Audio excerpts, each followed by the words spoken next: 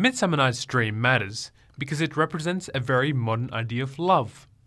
The idea of marrying for love was becoming popular in Shakespeare's day. For a long time, marriage between a man and a woman was decided by their families.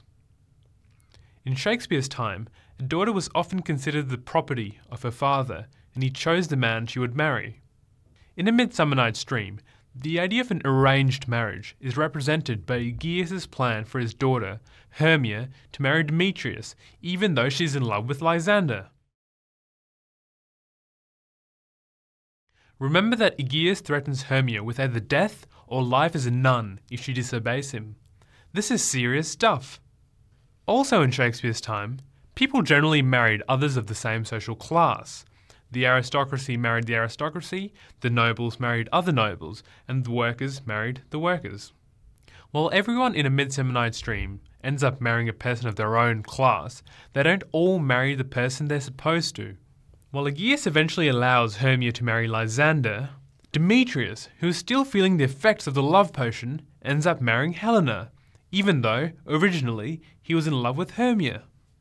This somewhat absurd conclusion is a symbol of the triumph of emotion and the irrational over reason and the established order. In this regard, Shakespeare understood that humans are creatures of passion and sometimes of violent emotion. Remember Hamlet and his desire to control life through reason? He ends up, in his to be or not to be soliloquy, actually reasoning himself out of action.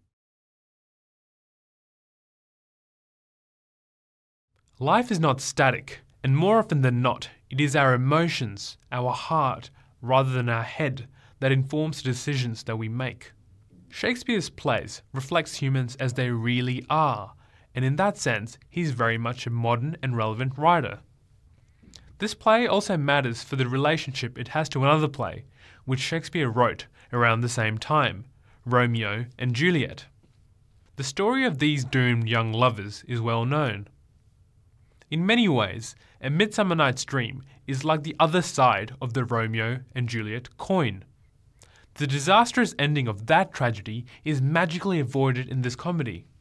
A Midsummer Night's Dream also matters for the stages of love it represents. While we all remember the excitement of our first love, love changes as we go through life. In fact, our attitude to almost everything changes as we age. This is one of the reasons for the enduring popularity and relevance of all of Shakespeare's plays. There is always something very human in them that resonates with us, no matter our stage of life. The artistic director of the 2016 season of the Royal Shakespeare Company, Emma Rice, talked about this in relation to A Midsummer Night's Dream. When she was a child, she loved this play because she wanted to be a fairy. As a young woman, she could see herself in the young lovers as she made and broke hearts and had her heart made and broken.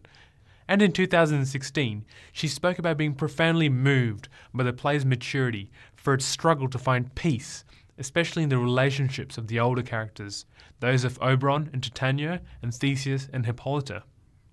So no matter where you are in your stage of life, come with me and enjoy this magical play of love and its complexities. It's time to dance to the tune of Shakespearean comedy. Dust off your imaginations and join me on Shakespeare's dance floor.